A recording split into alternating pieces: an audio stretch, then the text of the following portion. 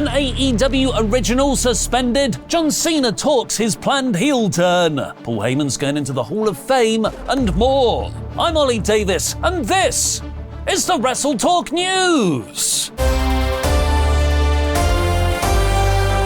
Support WrestleTalk!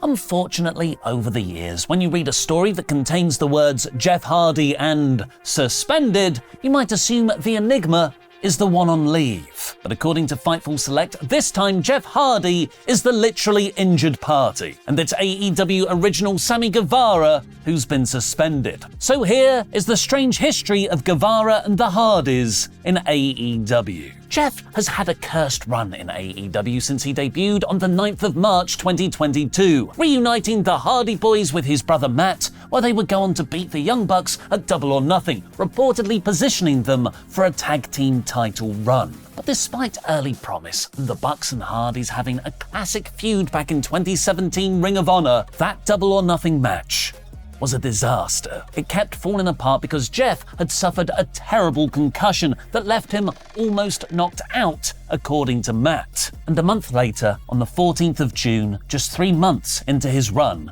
AEW announced that Jeff was indefinitely suspended without pay after he was arrested for DUI. Jeff returned in April 2023, but he was never pushed to the extent of his debuting months. Instead, the Hardy Boys were booked in a feud that is the polar opposite of going for the tag team titles. Wrestling the Firm. Stop trying to make The Firm happen. After 9 months of practically just wrestling on Rampage, Jeff's 2024 resolution appeared to be get a main roster push. He confessed on Matt Hardy's podcast that he felt like a ghost in AEW, and he even posted on his Instagram, "We the Hardys will not be appearing on this live show called AEW Dynamite. We the Hardys are stuck in the dimension of AEW Rampage." Whether it was a shoot, a work, or a work shoot Shooty McWork face much like HH Kiss, Jeff started to get treatment similar to when he first came into AEW. He had a fantastic match against Darby Allin on the 17th of January Rampage. Then the following week, he got his first singles match on Dynamite since 2023's Match of the Year, the Texas Chainsaw Massacre death match on the 16th of August. Jeff put on a great showing against Swerve Strickland and also put over Jon Moxley on Dynamite the week after that. But then on the 14th of February Rampage taping for an episode that would air 2 days later, Hardy got another singles match, this time under no DQ rules, against Sammy Guevara. And that's where the suspension comes in. The news of an injury to Jeff came out as soon as it happened. Guevara hit a shooting star press, but his knee connected hard with Jeff's face. The referee, Paul Turner, started talking to the ringside physician, Doc Sampson, and Sammy got Jeff up for the GTH to win. There were fears Jeff was concussed, and an odd scene was caught on camera in the post-match of both Jeff and his brother Matt angrily swearing at Sammy as Jeff could barely walk and had to be supported by medical personnel. At the time, though, a work shoot injury angle and the Hardys swearing at Sammy didn't seem out of the realms of storyline possibility. Jeff had already been using social media to potentially further his own worked shoot frustration, and Matt had his own history of concussions with Guevara. Matt versus Sammy at AEW All Out 2020 was one of the most controversial incidents of early AEW, when a spot went wrong and Hardy's head smashed on concrete. The match was allowed to continue, and AEW faced fierce criticism for not stopping it sooner. But sadly, the recent incident between Jeff and Sammy isn't long-term booking. It was, as Matt said on his podcast, the curse. It looks like the Sammy Guevara Hardy curse is real. It lives on. We thought it ended in 2020, but it picked back up in 2024. Fightful Select's report writes that following the Jeff match on Rampage, Sammy was suspended because concussion protocol was not followed, which resulted in Sammy Guevara hitting his finisher on Hardy, which we're told shouldn't have happened. Sammy wrestled a no DQ match against Powerhouse Hobbs on the following week's episode of Collision, which was presumably to write him off TV. He hasn't been seen on AEW TV since the 24th of February, and the Fightful Select report doesn't note the expected length of the suspension. There's not enough information here to know what truly happened. Was the information properly communicated to Sami? Was there a misunderstanding where the referee called for the finish and Sami thought he meant hit your finish? We know the outcome. Jeff is out injured and Sami is suspended, but we don't know what actually went down in the chaos of that moment. So please don't start jumping to conclusions or blame. What we can do though is carry on with this story of the Guevara-Hardy curse, because it appears to go both ways. Just as Jeff's AEW run since mid-2022 has appeared cursed,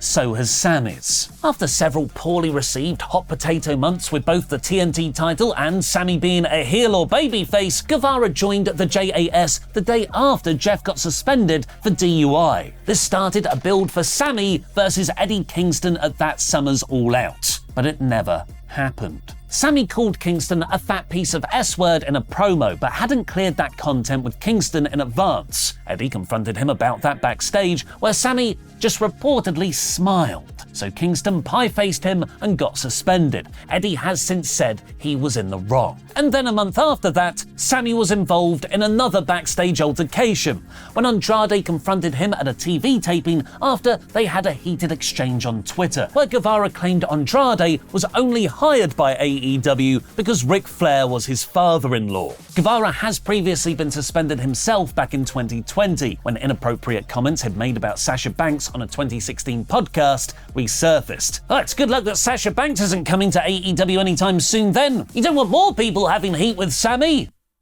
Crap, she's called Mercedes Moné now.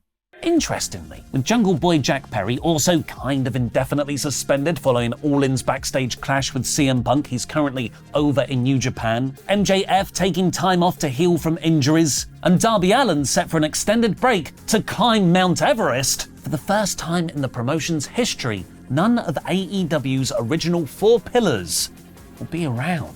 It's classic last 2 years of AEW. Put on one of the best shows of all time, then it turns out there's some backstage controversy a few days later. So let's leave AEW for now on some positives. Well, Ospreay is freaking great. Not my words, but those of veterans backstage in AEW, as Dave Meltzer writes. Another big thing noted to us was the reaction of the stars from the past to Will Ospreay and the match with Konosuke Takeshita. Many people there who had been in the business for decades had never seen an Ospreay match, although had heard of him. It was noted that they couldn't believe how good he was. And continuing the wrestling positivity, congratulations to Paul Heyman for being announced as the first inductee into the 2024 Hall of Fame. Apparently, this isn't the first time Heyman has been asked. According to Wrestling Observer Radio, Heyman has previously turned down an induction because he still considers himself an active performer and only wants to go in once his career is over. So what's changed? 2 answers there. Triple H and Philadelphia. This year's WrestleMania is being held in Philadelphia, which is the spiritual home of Heyman's Extreme Championship Wrestling. And with Vince McMahon gone, this is the first ever Paul Levesque chosen class, which might be why Heyman wanted to be a part of it. In terms of just how active Heyman still is, he's revealed to the New York Post just how much input he has on the Bloodline creative. I carry a significant voice in how we are portrayed and presented. That includes everything from camera angles to music to storylines. Another rumoured name to join Heyman in the Hall of Fame is Haku, who The Rock considers family. Check out our Bloodline Family Tree Explained video for how that works. It's confusing. He's also the uncle of former New Japan star Tama Tonga, who's reportedly on his way to WWE imminently. And most importantly, Haku only just recently saw the Shockmaster debut for the first time. Oh my god. Oh man. Haku there. A man so scary, Jake Roberts once said, "If I had a gun and was sitting inside a tank with one shell left, and Meng, Haku, is 300 yards away, he's mine, right? Well, the first thing I'm going to do is jump out of the tank and shoot myself, because I don't want to wound that son of a bitch and have him pissed off at me." In a new interview with Chris Van Vliet, links in the video description below, John Cena has spoken about the heel turn WWE had planned for him ahead of his once-in-a-lifetime match against The Rock in 2012. I heard rumblings of We're Going to Do It, and in 48 hours, I had a new track, a new studio mix theme song, final mix. I had 7 new singlets, low-cut singlets with boxing-type robes. I already had the boots in storage, so I dusted them off. I was ready to go, already thinking about what I could do with the story. Cena explains that he was just going to do the complete opposite of his character at the time. So, a wrestler I actually like? By contrasting his jorts with singlets, his sneakers with boots, even down to his character's approach to wrestling. I would begin to not work as hard. I would show up less. I would be untrustworthy, unloyal. I would lack respect in what I did. I would give up a lot. So Roman Reigns now.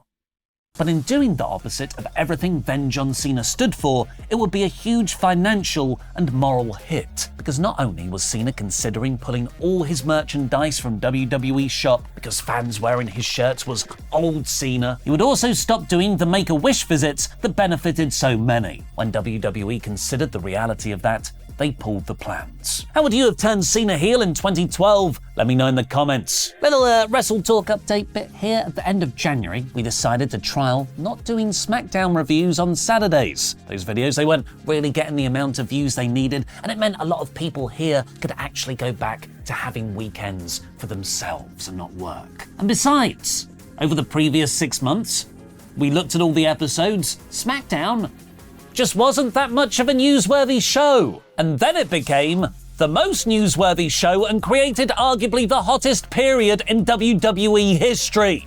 Literally, the week after we decided to pause SmackDown reviews was the week The Rock took Cody's spot. And we ended up doing an emergency podcast anyway. So, from this weekend on our WrestleTalk podcast channel, Sat-E Day returns with Dan Layton this Saturday and Luke for the following 2 weeks for a big hour-plus deep dive into the previous night's SmackDown. Just for clarity, there won't be a WrestleTalk news video on that day. That takes loads and loads of time. So we're going to carry on with our pre-made in advance feature videos, which have been, pretty well received so far on the main WrestleTalk channel. We're going to trial all that up till WrestleMania to see how it goes. So go over to our WrestleTalk podcast channel now and subscribe and enable notifications so you know first when it goes live.